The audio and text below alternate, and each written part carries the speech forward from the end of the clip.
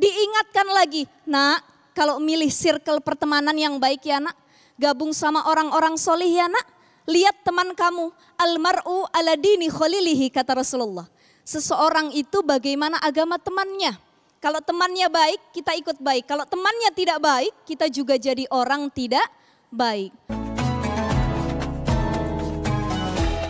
Bismillahirrahmanirrahim. Assalamualaikum warahmatullahi ta'ala wabarakatuh. Alhamdulillah, hamdan katsiran thayyiban mubarakan fi. Allahumma salli ala sayyidina Muhammad wa ala alihi sayyidina Muhammad. Rabbi israh li sadri wa yassir li amri wahlul 'uqdatam min lisani yafqahu qawli. Amma ba'd. Para bapak, ibu jamaah Masjid Miftahul Jannah, mudah-mudahan dalam lindungan Allah Subhanahu wa taala. Sehat Bapak Ibu? Alhamdulillah. Para jamaah TV One Damai Indonesiaku di rumah yang mudah-mudahan juga dalam lindungan Allah Subhanahu wa taala. Bapak Ibu sekalian yang dimuliakan Allah, Al-Islam dinul ukhuwah. Islam itu adalah agama yang sangat menjunjung tinggi persaudaraan, pergaulan antar sesama, interaksi antar manusia. Bisa kita lihat dari semenjak Rasulullah SAW hijrah dari kota Mekah ke kota Madinah, pertama kali kebijakan yang dilakukan oleh Rasulullah itu bukan hal-hal yang lain, bukan perekonomian, bukan membangun gedung dan lain sebagainya, tapi al-ikha, persaudaraan antara kaum muhajirin dan ansor. Oleh karenanya, karena kebijakan Rasul ini, kaum muhajirin dan ansor tidak ada yang bertikai lagi. Tidak ada yang saling cemburu lagi. Tidak ada yang saling sikut lagi. Kenapa? Karena Rasul mengajarkan betapa pentingnya pergaulan dan persaudaraan. Dalam Al-Quran, Allah Subhanahu wa ta'ala juga menegaskan dalam surah Al-Hujurat ayat 13. A'udzubillahi minasyaitonirrajim. Bismillahirrahmanirrahim. Ya ayyuhan nasu inna khalaqnakum min dzakarin wa untha wa ja'alnakum syu'uban wa qabaila lita'arafu. Amin. Allah, Masya Allah. Ya ayyuhan nas, wahai sekalian manusia, sesungguhnya Allah menyuruh kita dengan Allah menciptakan kita dari laki-laki dan perempuan. Lita'arafu, lamnya ini lam lita'lil. Ta'arufu lil bina musyarakah yang artinya saling. Jadi kita hidup itu enggak boleh egois Bapak Ibu. Kita tidak boleh individualis.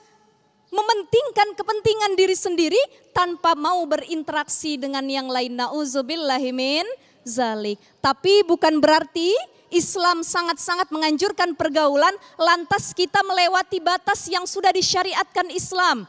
Bergaul dengan liar, bergaul dengan bebas, bergaul tanpa aturan syariat. Kenapa Islam sangat melarang pergaulan bebas? Pertama ini bisa merusak pelakunya. Bukan hanya pelaku tapi orang-orang di sekitar. Secara sosiologis, orang kalau dia bergaul, dia bisa jadi orang yang mempengaruhi, bisa jadi orang yang dipengaruhi, betul tidak? Kita gaul sama orang solih, jadi orang solih juga. Gaul sama tukang gosip, kerjaannya tiap hari gosip. Gaul sama orang yang iri dengki sama orang lain, tiap hari hati kita kena penyakit hati. Jadi secara dampak sangat negatif, makanya Islam melarang. Yang kedua, dilarang pergaulan bebas oleh Islam karena pergaulan bebas menghalangi kita untuk mencapai tujuan maqasidus syariah. Al-maqasid asy-syariah. Apa itu? Hifzul akal, menjaga akal. Hifzuddin, menjaga agama. Hifzun nafas, menjaga diri kita. Zaman sekarang Bu, Pak, jamaah sekalian Damai TV One, banyak sekali pergaulan bebas yang sudah mengarungi anak-anak kita. Di antaranya ada perzinahan sebelum menikah. Ada pecandu alkohol. Ada lagi tawuran bebas. Pemakaian obat-obatan narkotika. Belum lama ada kasus anak yang kenalan lewat media sosial, begitu ketemu sama yang dia suka, ternyata diculik selama 1 minggu, dijual lagi, diperkosa lagi sama dia. Na'udzubillahi min. Bapak Ibu sayang anak atau tidak?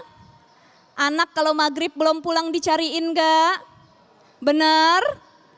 Ayam belum pulang dicariin sampai ke kandang-kandangnya. Ini anak perawan jam 6 belum pulang. Kadang-kadang dibiarin, ditelepon juga tidak. Maka banyak zaman sekarang anak yang masuk dalam kategori 2159. Apa itu? 2 nafsu menjadi 1, 5 menit 9 bulan. Akhirnya nikahnya Yasin Tabarok. Malamnya jadi pengantin, siangnya berojol orok.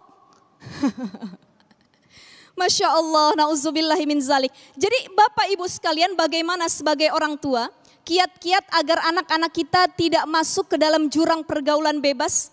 Pertama, kita harus selektif dalam memilih teman. Baik kita, keluarga kita, anak-anak kita harus dinasehati. Diingatkan lagi, nak, kalau milih circle pertemanan yang baik ya nak, gabung sama orang-orang solih ya nak. Lihat teman kamu, almar'u ala dini khalilihi, kata Rasulullah.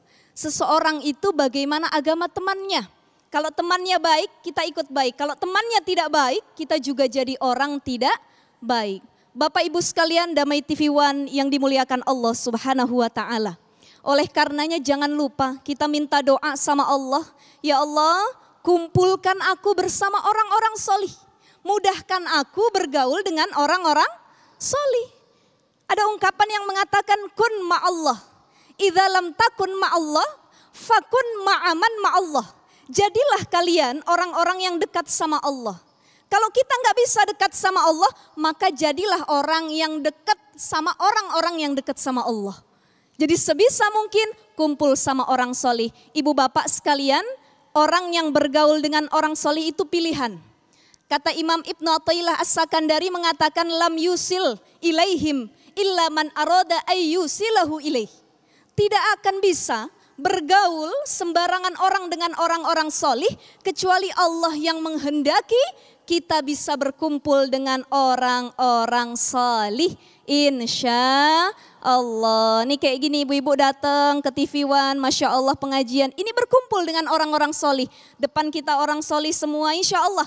Ini jadi nyamber kebaikannya buat kita semua. Jadi kiat-kiat agar kita bisa menghindari pergaulan bebas. Pertama, lebih selektif milih teman, pilih-pilih. Ya.